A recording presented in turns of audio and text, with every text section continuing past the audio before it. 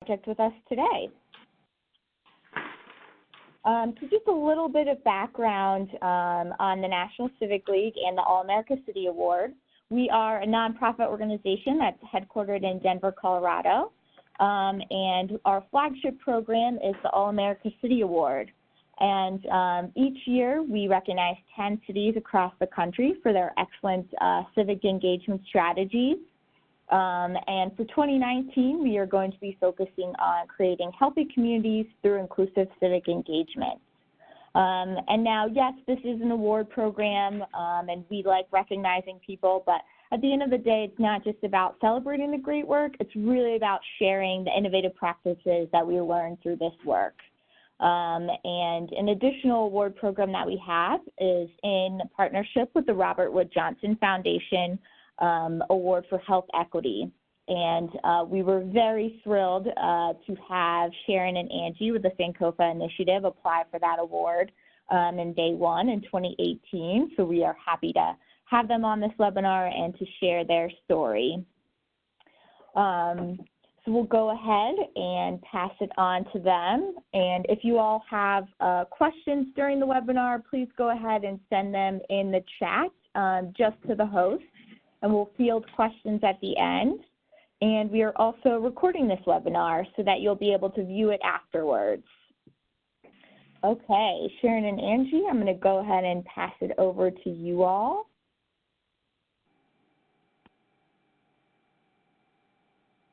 Okay.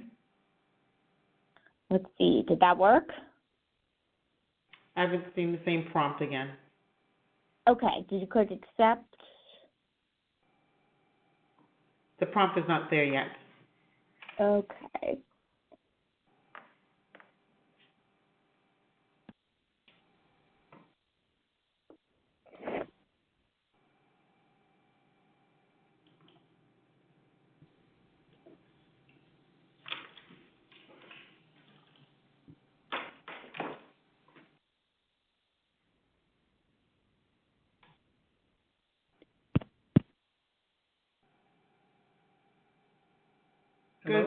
Good afternoon, everyone. Thank you for joining us today on our webinar.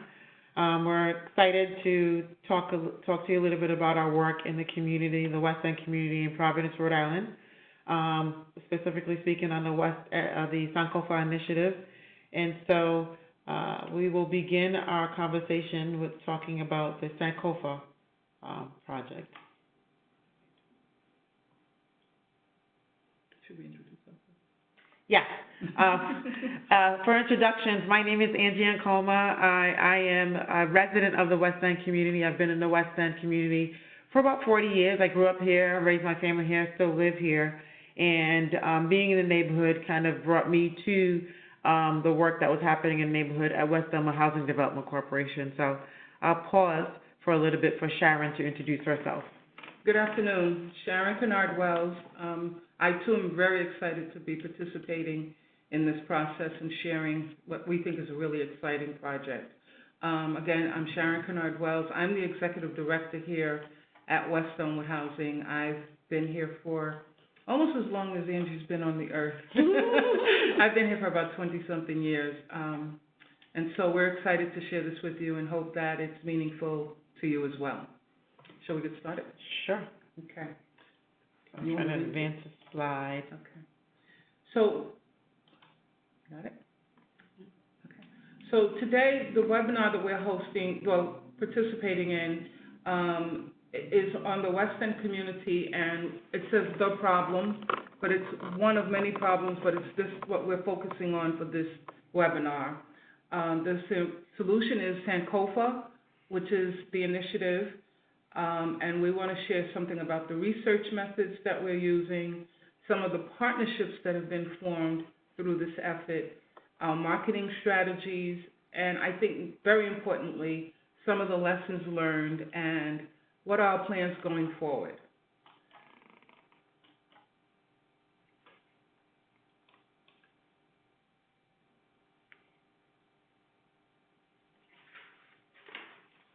So I think it's first helpful for you to know something about the neighborhood. The neighborhood is the West End of Providence, Rhode Island. It's Providence's largest and most population-dense neighborhood. The community of families and young adults, 38.3% were born outside of the U.S., and 67% in this neighborhood speak a language other than English at home. I think the demographics and the boundaries are really important, and as far as also the income and some of what we consider the assets of the neighborhood. Private, community, and pop-up gardens dot our neighborhood in the yards and on unbuilt and unclaimed lots. We have several schools. We have a couple of really nice parks, places of worship we have abundance of, and we have service providers that are woven into the fabric of the community. There are about 20,558 residents, which is a population density of 17,479 per square mile. So you can see we're really a dense neighborhood. As I said before, we're one of the largest, most densely populated neighborhoods. We're also very economically diverse. We go from very low income and homeless to some professionals that also live in the neighborhood, doctors, attorneys. So this is really a diverse neighborhood. And it's also very diverse culturally. The two main thoroughfares are Cranston Street and Elmwood Avenue, and they are bustling vehicle, pedestrian, and commercial activity on both.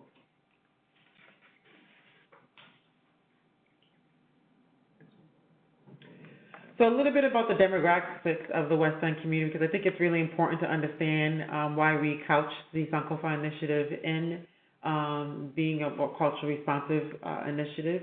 And so, as you can see from the slide here, of about 20,000, a little bit over 20,000 people that live in the West End, about 60% of those residents are Hispanic or Latino, about 30% are white or Caucasian, 19% identify themselves as African American, 10% Asian, Native American, and we have a significant portion of people who are in the other category.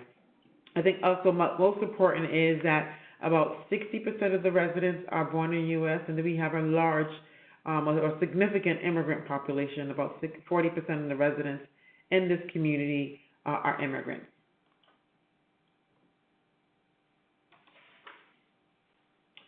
A little bit more about the West End. Economically, about 32.5% of the residents live below the poverty line. About 33% of the residents receive SNAP benefits, and 39.2% are considered living in a low access census tract in terms of access to transportation. And so taking consideration of all these factors really was the impetus for some of the work that we were doing in the West End regarding the Sankofa Initiative.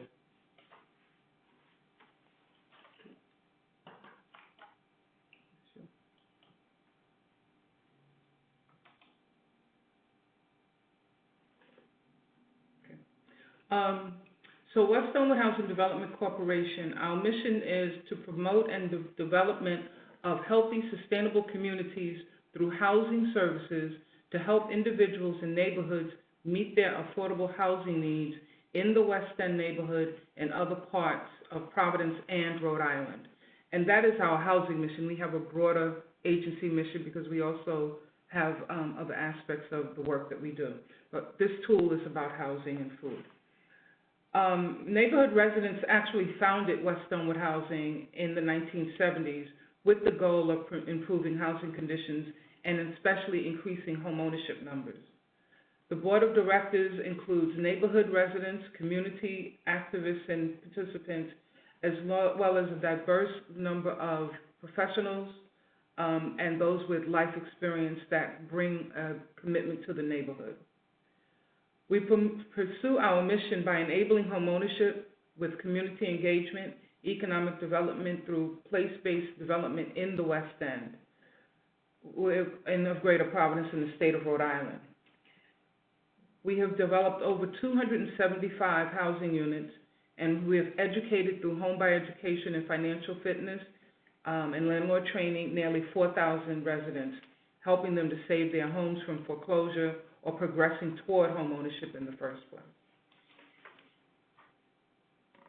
So now a little bit about the Sankofa, the word, Sankofa, the origination of the word. So Sankofa is a Ghanaian word from the dialect, the Tree dialect, and the literal translation means to go back and fetch it, or to learn from your past and to make positive change for the future.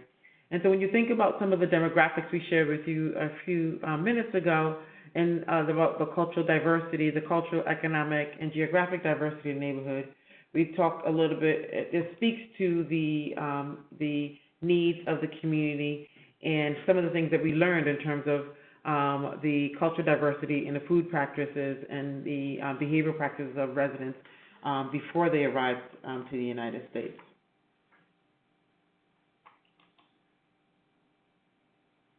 So our mission for the Sankofa Initiative is to provide, to transform blighted properties, provide affordable, convenient, and culturally appropriate, fresh, healthy, locally produced food, expand economic opportunities, and encourage West End residents to live meaningfully by connecting, fostering land, lives, and community.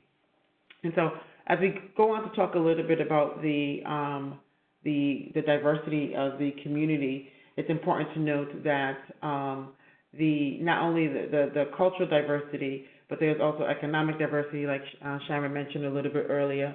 There was also a significant issue with the lack of, not only a lack of affordable food, but a lack of affordable food that was culturally responsive to the residents in the neighborhood. And so that's a key thing to remember when we're talking about that.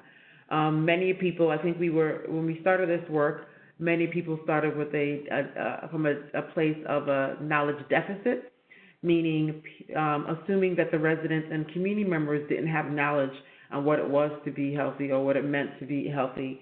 And so what we learned through this process and some of the work that we're going to talk about more in detail is that people didn't know what they needed, and actually what was native to their original diets of being healthy was healthy practices prior to arriving to the United States. And so one of the key barriers was increasing access to foods that were native to the people's respective cultures and providing opportunity for them to grow those foods as well too.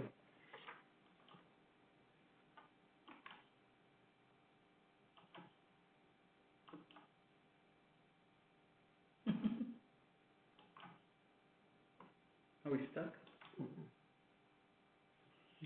So we talk about Sankofa. There are multiple components of Sankofa Housing. Well, the Sankofa Initiative. There's the Sankofa Housing, which is the 50 units of affordable housing, and we'll talk a little bit about that more in detail later. There's Sankofa Farm, which you see an image of that, a little image of that right there. And we have Sankofa Market, which is where we sell some of the foods that we grow in our farm. More recently, we completed a Sankofa Kitchen, which is a place where you can cook some of the foods and vegetables that are grown in the Sankofa farm. Late last year, early this year, we have the Sankofa WIC Center, and coming soon is the Sankofa Cafe, and we'll talk a little bit more about these details as we move forward in our discussion.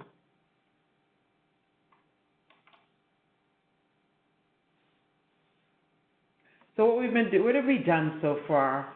Sankofa really started from residents of the community sitting at a board meeting and talking a little about how to better meet the needs of the residents in the neighborhood. And so it started as a small committee under Westover Housing Development Corporation back in 2011. And our focus then was to improve the health of the neighborhood. The committee was comprised of local agricultural experts, leaders in the community, West End residents, and various stakeholders from nonprofit entities and also the state government. After 2 years of thinking about the idea, refining the concept, meeting with residents, we had a wonderful opportunity through a State Department of Health grant, which was called the Center for Health Equity and Wellness Grant. We were awarded a 3-year grant, which really was the seed and the largest funding that we received to start the work with the Sankofa project. And so with the first year, we held community events. We conducted over 100 one-to-one interviews in Spanish and English in the West End community. We did hands-on nutrition education and cooking events with young girls and connected with about 65 urban growers. In 2013, we opened 2 community gardens, which were we transformed formerly vacant lots of land, and that land was used to support 20 growers in the community. And in 2014, we launched the Sankofa Market to increase access to healthy and affordable foods.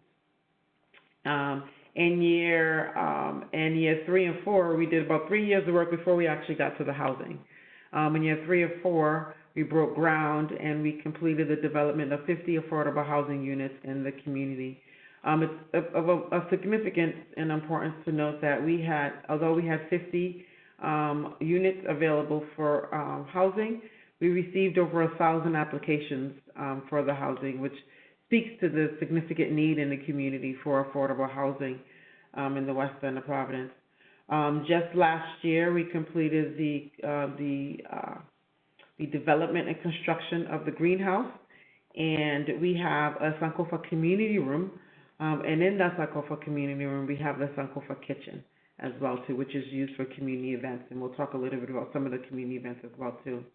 And this past year, of the fall, as I mentioned, we partnered again with the Department of Health, doing this work with growing foods locally, really spoke to how we can begin earlier in establishing healthy eating habits amongst residents in the community. And so what better way to do that is to partner with the Women, Infants, and Children program, the federal program that supports healthy development and nutrition for children and families who are lower income.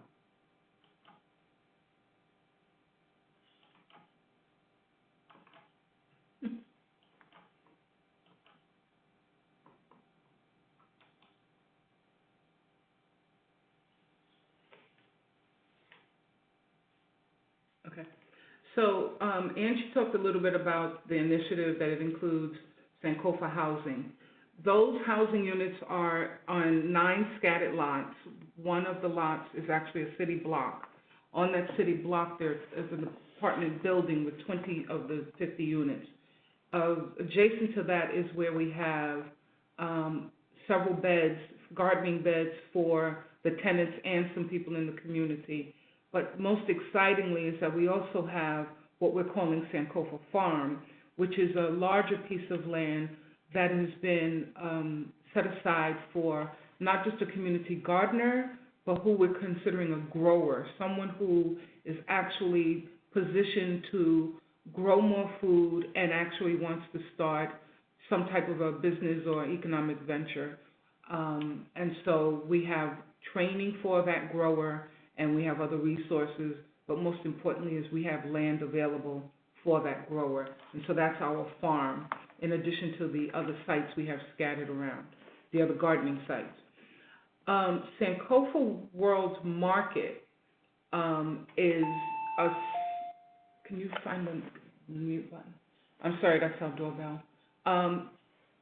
Okay, so the World Market began as a way not just to have food, fresh foods, but it has grown to also share and celebrate the diversity through culture.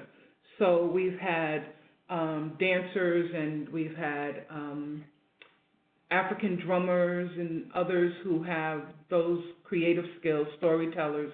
But also at the market we have vendors, retail vendors. We have a Liberian woman who makes beautiful handmade skirts. We've had Reiki and some other things at the market.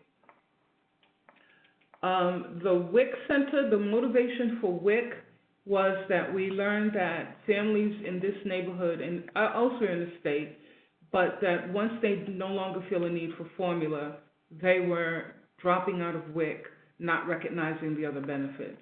So our intent was to connect with those people while they were young, while their children were young, and start to change the culture of eating and purchasing food, and hopefully incorporate them into the other parts of Sankofa, being the gardens, not just getting WIC benefits, but learning about nutrition and healthy eating, and then maybe even teaching children and participating in growing together.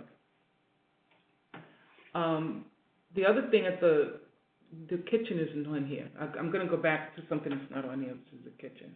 Sankofa Kitchen is, as Angie mentioned earlier, was established at a community center at the same site where the large building is.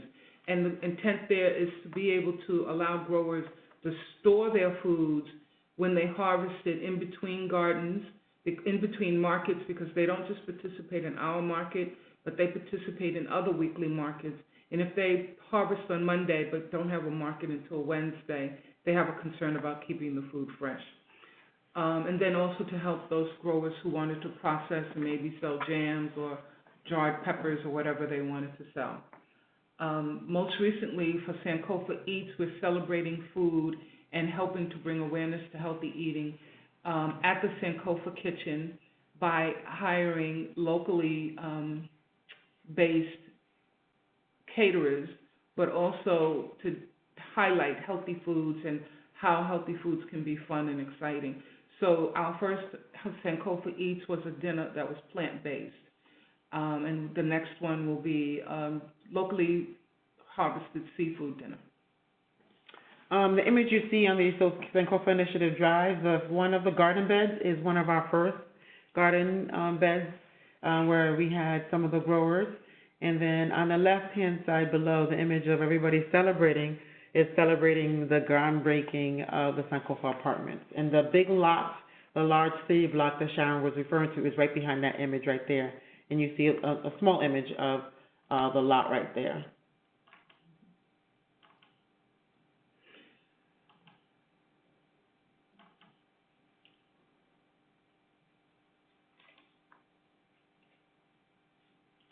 So how do we do this?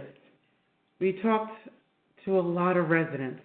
That was really, really important for us to really talk to residents and people in the community, because we didn't want to just bring anything here that people didn't feel the need or didn't want. It should be of note that we already had a couple of blocks away, about 2 blocks away to be specific, a farmer's market. And interestingly enough, a number of the diverse residents, the immigrant residents in the community, did not frequent that market. And so we wanted to make sure that whatever we were thinking about, the brainstorm we had, was going to be something that was going to be serving the whole community and something that was going to be understanding the community. And so we did a number of surveys. We met people in parks. We met people in playgrounds. We met people at corner stores. And we did, as I mentioned earlier, we did over 100 interviews to assess what are some of the barriers that people face in accessing foods that were native to, well, that they wanted to eat. What are some of the things that would be supportive of a healthier diet? If there were more community gardens, would they be willing to garden their own, or would they be willing to shop if there was a more culturally diverse garden? And we asked a number of questions. We did one-to-one surveys. We did culturally responsive focus groups. We did focus groups in Spanish. We did them in English. We did it with African immigrant growers. We did it with elderly populations. And then we looked at some of the food, the grocery stores that were serving the community. What are some of the foods that were being served and sold in the store? And so we did grocery store audits and a number of place-based surveys. And so wherever home, church, so wherever there was more than 1 or 2 people gathering, we were there asking questions about what their thought and opinion was. And so that information gathered really informed our development of the Sankofa Initiative, and utilizing and couching that in addition to local and national data from the United States Department of Agriculture, American Community Survey, USDA Food Atlas. And so it was a really comprehensive assessment, which resulted in the image you see here, which is a very, very comprehensive community food assessment. And that assessment pretty much told us what the landscape was for food and food security in the West End community. And that information, again, the work for the food and community assessment was guided and funded by the funding received from the Rhode Island Department of Health, from the grants. And so we use that as a basis for our work moving forward. It was, for lack of a better term, it was our guidance document. I thought it was very interesting, while you're switching slides, that when we presented the findings from the food assessment, how many people came out from the medical field and the health services field that were interested and later on requested copies of the assessment. And so one of the things we learned was that in order to adequately address the priorities of our community, we need to be truthful and accurate to the data. One of the things that is of particular interest in the way we did our research data to begin with is that there is no data set in the state or in the country that really gets down deep into the food preferences and practices of immigrant communities and lower income communities. All of it is very aggregate data. And until we get to the smaller localized data, you really don't understand how to serve the population. And so it was really helpful for us to be able to serve underserved populations, or vulnerable populations, to be able to understand that. I think all of it, that work, that process of gathering community feedback also helped to build community trust. I'm not sure, I think I mentioned earlier that I am a resident in the neighborhood, and so when you're speaking to another resident, it's much easier to kind of get feedback than when you're an outside person. And so we really use local people from the community, to be able to ask their residents and neighbors about their food preferences.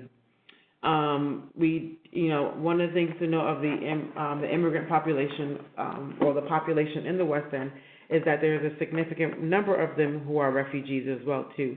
There is there's a local nonprofit, which is the Resettlement Agency in the state of Rhode Island, that is about a quarter of a mile from Westover Housing.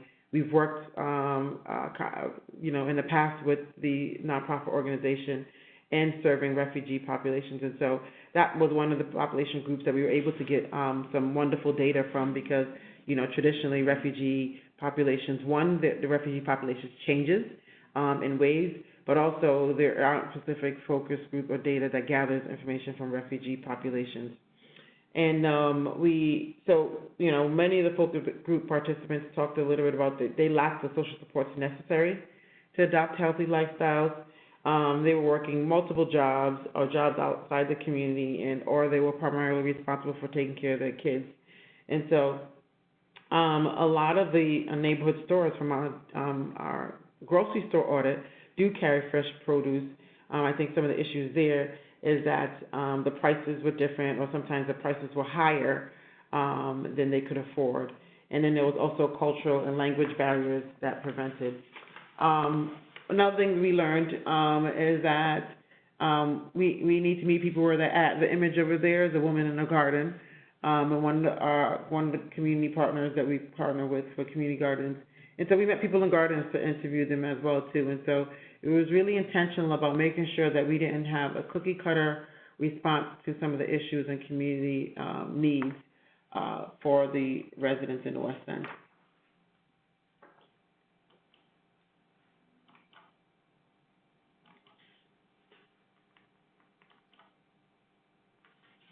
Next, I'm going to talk to you a little bit about the data, what we aggregated the data, what we learned. If the slide would advance.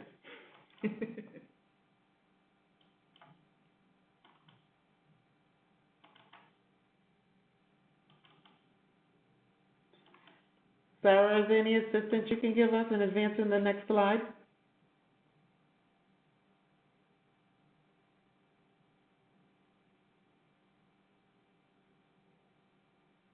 Yeah, give me one moment. All right. And you can take it from here on if I could just tell you next slide. That's helpful. Yeah, that works. It seems to be slowing down. And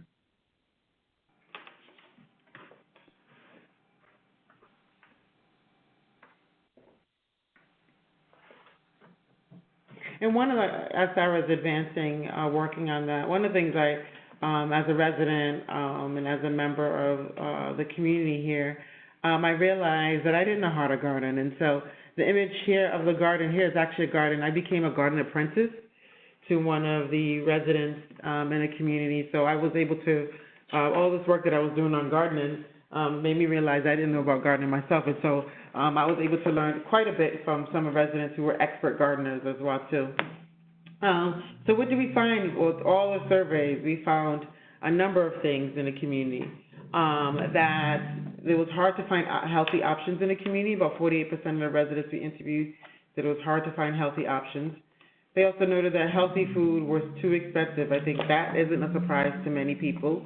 Unfortunately, the healthier foods or fresh fruits and vegetables is expensive.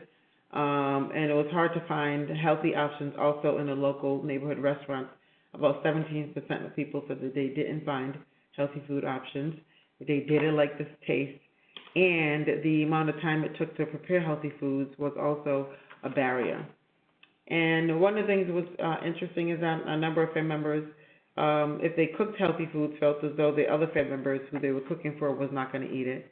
And then there was a little bit of uncertainty. About 11% of the population felt that they wasn't sure about what's healthy and what's unhealthy, or how to prepare foods that tasted healthy. And they didn't have, a very small percentage didn't have adequate cooking space. Mm-hmm. Next slide, please. So Sankofa World Market, it's public, it's outdoor, it's seasonal, it's run through the summer weeks, and we've held it right now we hold it on the lawn of the public library, which is on one of our major thoroughfares, Elmwood Avenue, and it's near a bus stop and some schools, so it's really a well-trafficked area. Interestingly, when we first started the market, we tried to do it in a lot near us, because it was actually for our convenience because of lifting tents and tables. But we realized that we were not as visible as we needed to be. And the partnership with the library has been great, because they also are able to share books and information about the library, and it's really accessible to the community. The weekly market celebrates food, community, and culture. It seeks to improve nutrition, economic, and social opportunities. The market offers affordable, nutritional, and convenient, culturally appropriate, fresh, healthy, and locally grown foods, and it connects customers with the West End craftspeople who can access important community West End public marketplace where neighbors can access important community information. We've had members from the Department of Health, from other garden programs, education programs, also host tables at the World Market rather. It's become a really lively community experience for us, where we've even had growers who appreciated the music from 1 week come back and bring their instruments and actually just have jam sessions right there on the lawn of the library. We've had professors from one of the universities encourage her friends, and every week she comes with a blanket and just sits out on the lawn and just enjoys the atmosphere. So it really is becoming a community space.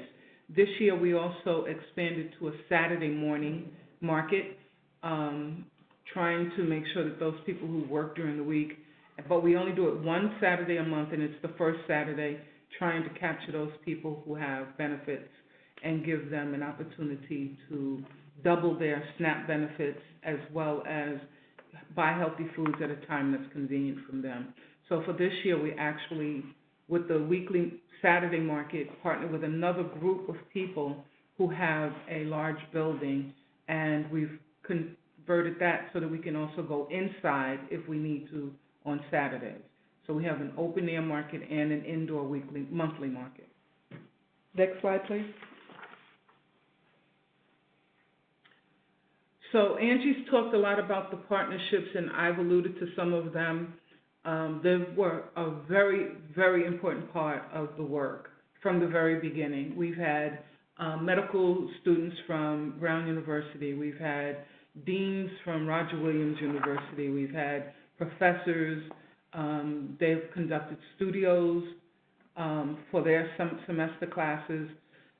We've worked with the groups that target culturally relevant populations. The Genesis Center works with new immigrants and teaches them all about cooking and some other workforce development. We've partnered with some of the schools, the local schools like the Met, for doing some surveys. NeighborWorks America is a national organization who has funded us and also allocated slots for AmeriCorps Vistas to us. Southside Land Trust is a gardening community agency. That is what they do, and partnering with them has really increased our capacity technically. So the partnerships have been really important to us, and the partners have stayed at the table for a very long time. The City of Providence, very uniquely this year, gave us money to help with the greenhouse and bringing in clean soil for the farm. So this is really catching on. The partners have come to the table and stay at the table, and it's not just helping us, it's helping their populations and constituents as well. Next slide, please. I should mention that we've had nearly 200 people come through the market each week.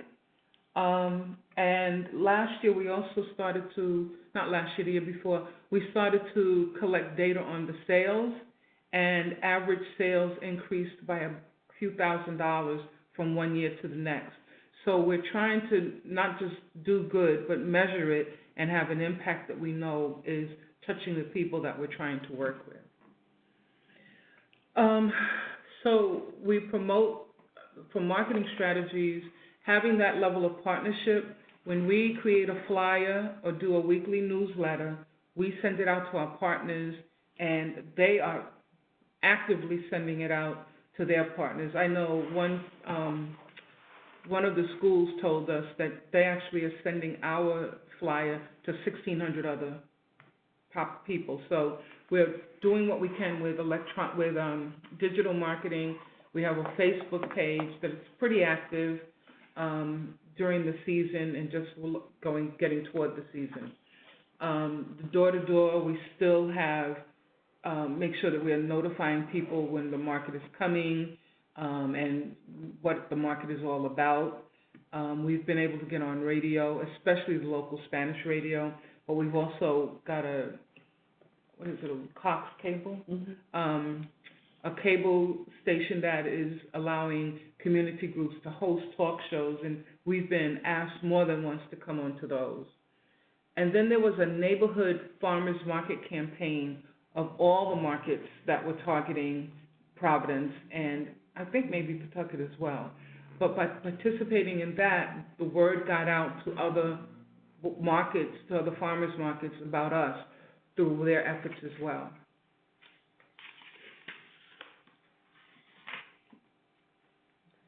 One of the things that, next slide please.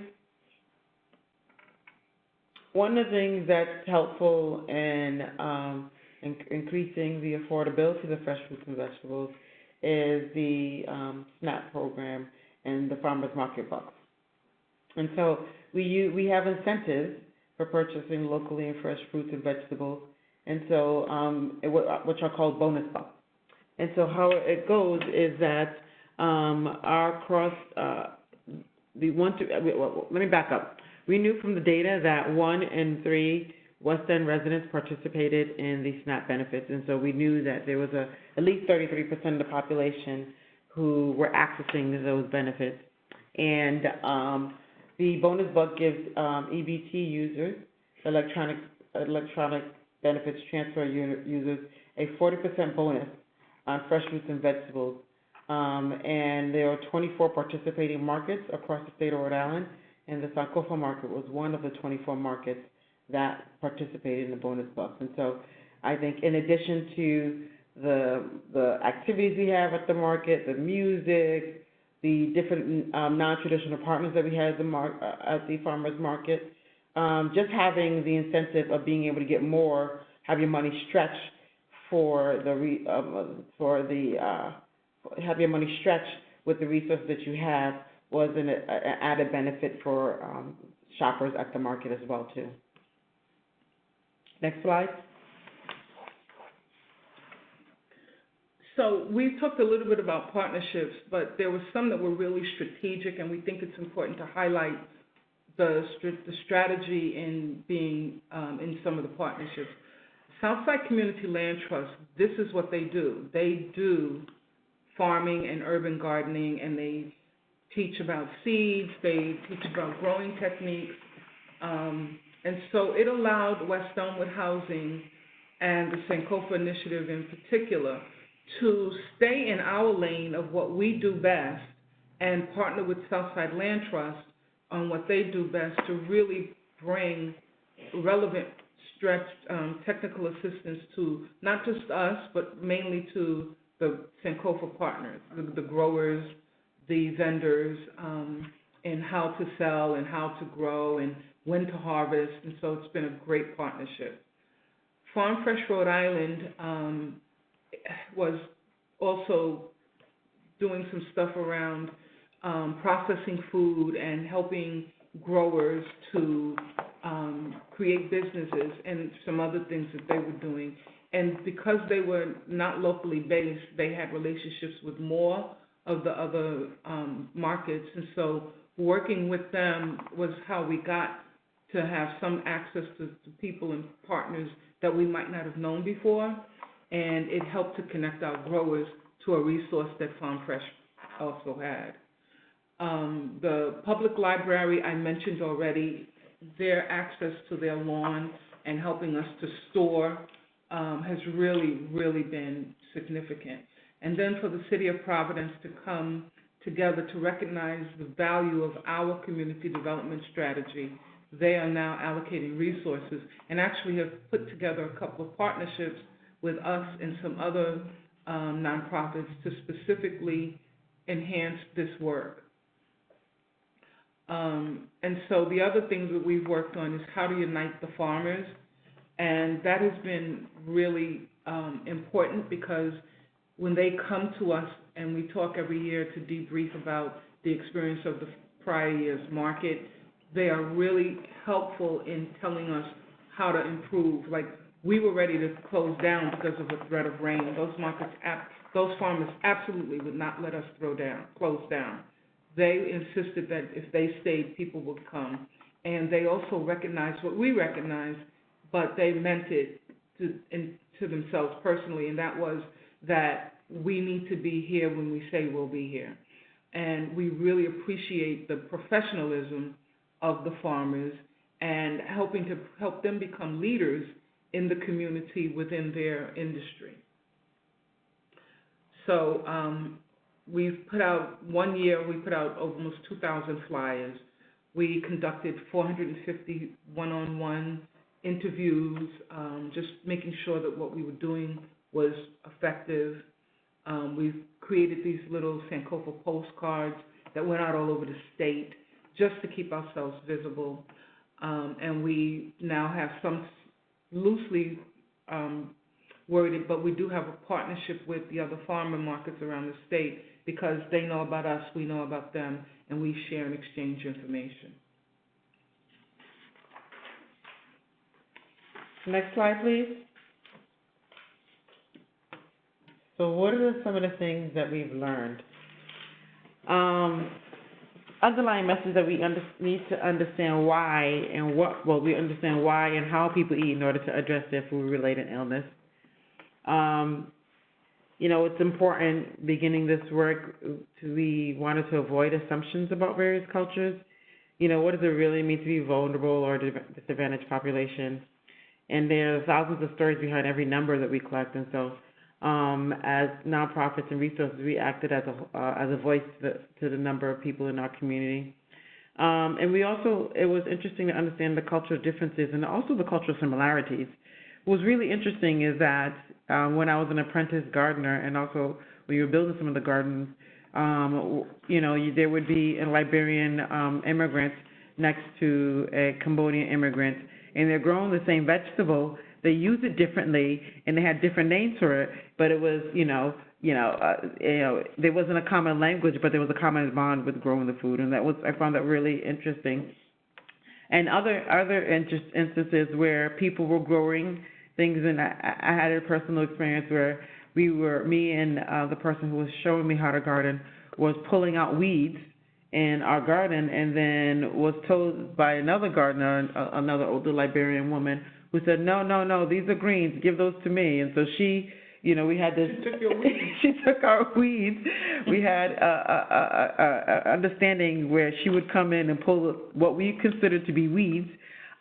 She was actually growing in another garden, and in her culture, they were using those greens for a different meal. And so I've since learned how to eat that green, which was considered a weed at one point, and now have become to enjoy it.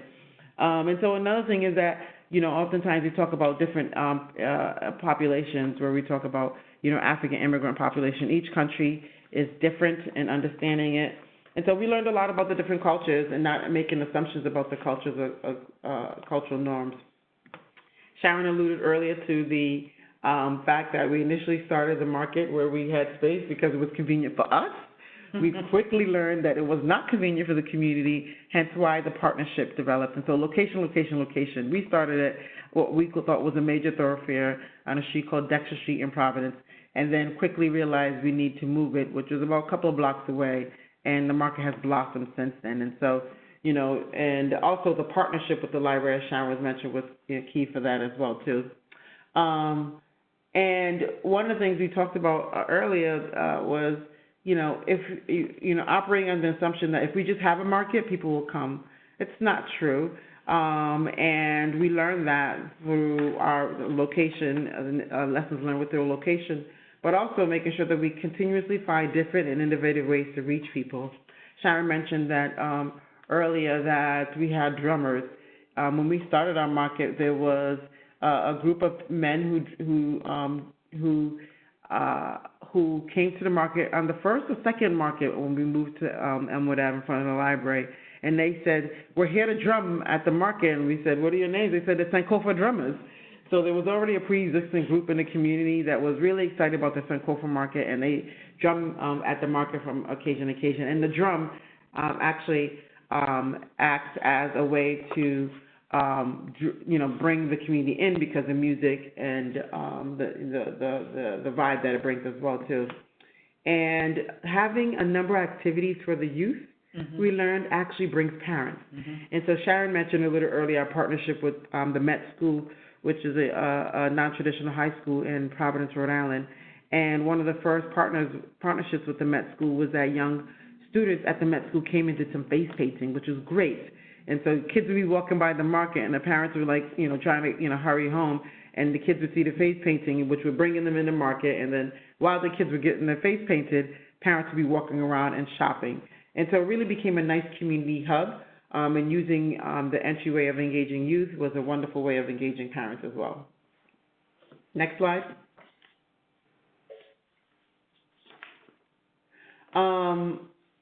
Quickly, we'll talk a little bit about going forward, what we want to do moving forward. We have the hopes and dreams of having a year-round market space. I think once we started with the weekly market a couple of years ago, and then moving forward to the weekly market with the addition of the Saturday market, I think once we look at the data and the number of sales, and actually, again, community feedback, if we had a market all year, would you come? And assessing whether or not we can find a location to have a year-round market. The partnership with the place where we do the Saturday markets is a potential opportunity to do a year-round marketplace as well, too. And so our data at this point, we started back in 2011. At this point, our data probably needs to be refreshed because of demographics and the transitions in the community. And so it's probably another time to start looking at the data. Again, and the community has Sankofa Market made an impact in people eating fresh, healthier foods. And then we talked a little bit about the Sankofa Cafe. We are in the process of establishing the concept or the location of the Sankofa Cafe, where we will sell or serve coffee, but also some of the foods that are grown in the market, and some of the vendors who sell in the market can retail some of their projects in the Sankofa Cafe. And so we're in the early stages of identifying a partner for coffee, looking at the business model for it.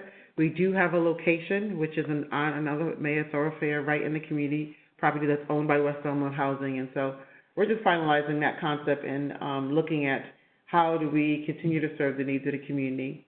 The image below is some of the other items that residents in the community said that they wanted to have. And so we've continued to have cooking classes, supporting agriculture, community gardens, and a number of things that people bring to us, like the Sankofa Eats, the community dinner that we've been doing over the past couple of months. Just a quick point. one of the things that we did last year that I think was very effective is that we had a local chef and caterer buy bok choy and vegetables from the garden.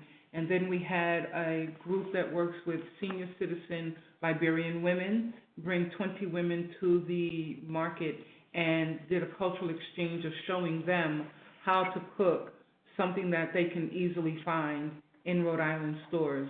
And it was very interesting watching their faces as they ate food that they didn't recognize, but also wasn't quite as spicy as they were accustomed to. But it was the beginning of trying to show people how to not just buy and grow what you're familiar with and not have to go all the way to New Jersey to get it, but how to make use of what you can find locally as well.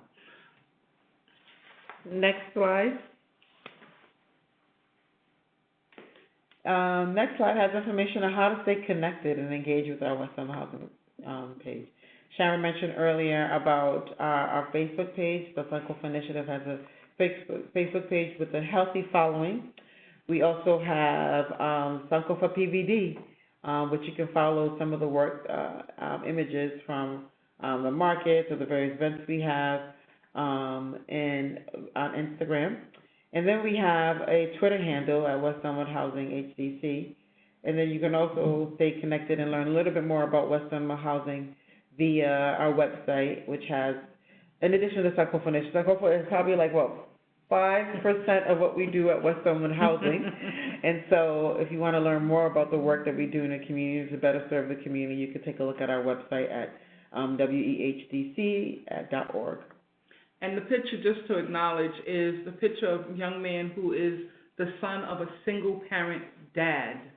And the dad and son actually came to a grower's class to learn about gardening and then harvested some great peppers and other vegetables, and actually came and shared them with us at the office. So the two-gen approach is actually something we can have trying to figure out how to incorporate into the gardens as well. Thank you. We're ready for Great. questions? Yeah, thank you so much, Angie and Sharon. That was a really thorough overview of the initiative. And, you know, I just have to say, you guys just keep speaking our language, and it just really reaffirms how much you all deserved that Robert Wood Johnson Award. You know, the way that you started the project with over 100 interviews in the community, and you guys are really making sure that everything is focused on meeting people where they're at and what they need. I have to tell you, I might steal your language of place-based surveys. I really like that as a way to describe meeting people where they're at. You know, playgrounds, parks, corner stores. It's just great to see the longevity of your engagement in the project and really how that's made it so sustainable and created so many partnerships for you all. So it's really inspiring to see. So thank you again for sharing. We do have a few questions that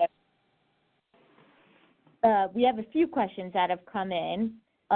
One of them is based around your funding structure. So you mentioned that you kind of started with the state grant. Do you have any federal grants, or what are your other funding structures?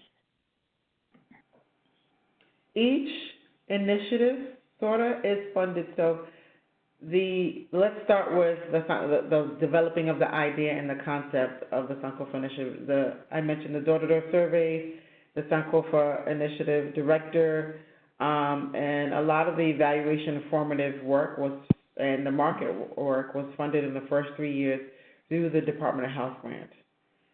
The housing is a complex housing strategy. I'll let Sharon talk a little bit about the housing funding.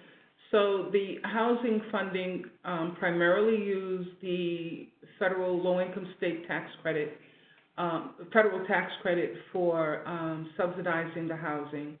The state has a housing bond issue that we were able to apply to. We also, some of the resources are not cash.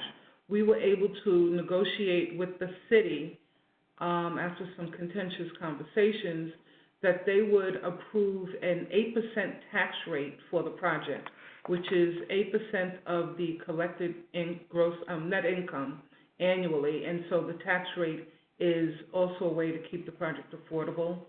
And NeighborWorks put some funds in there, and we got a pre-development loan that had to be paid back at the end of the project. At the end of the construction of the project, I should say. We've gotten money from the City of Providence, from CDBG. The city partnered with us on a Kresge grant. We worked with Southside Land Trust. I can't remember where that grant came from.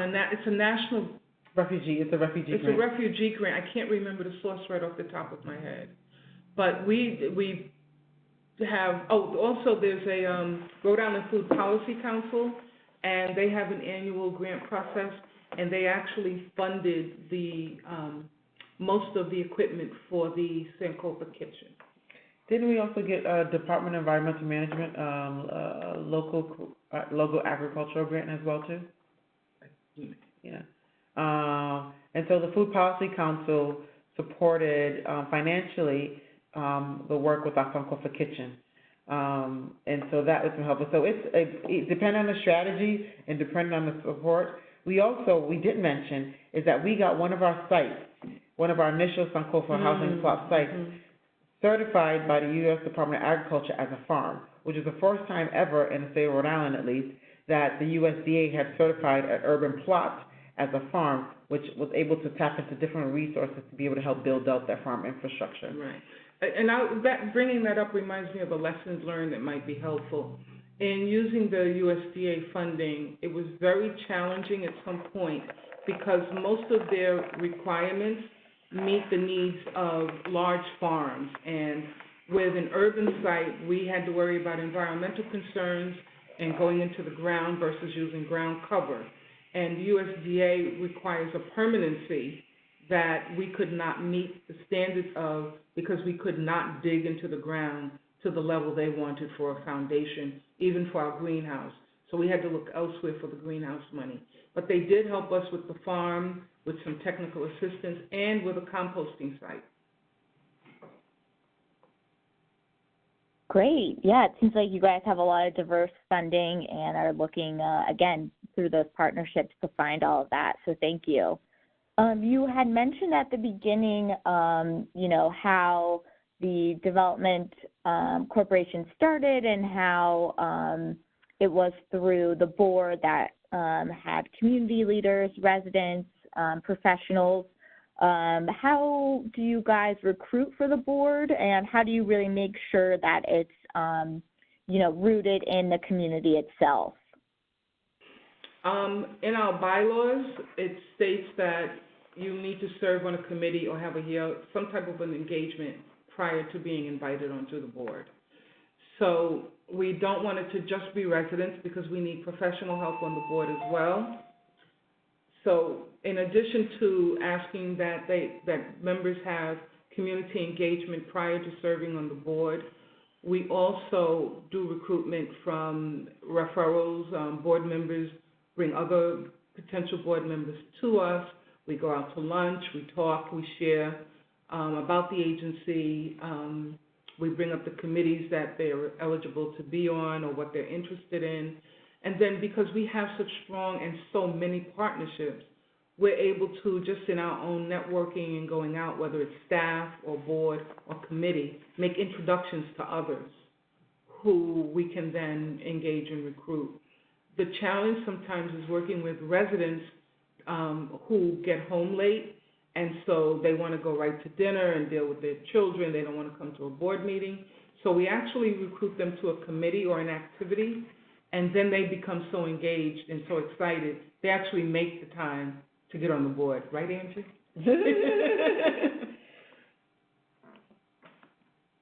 I'm assuming that's how Angie started, so that's great. It is.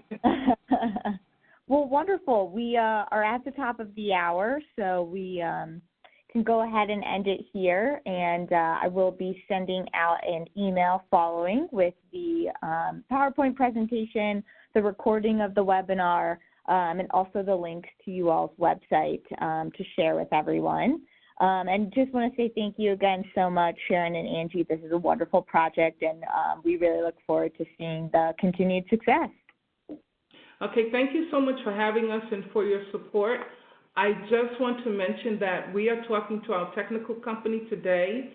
There's a problem with our website, and we may be changing to another handle, site name, because we're having trouble with, we think we may have been hacked.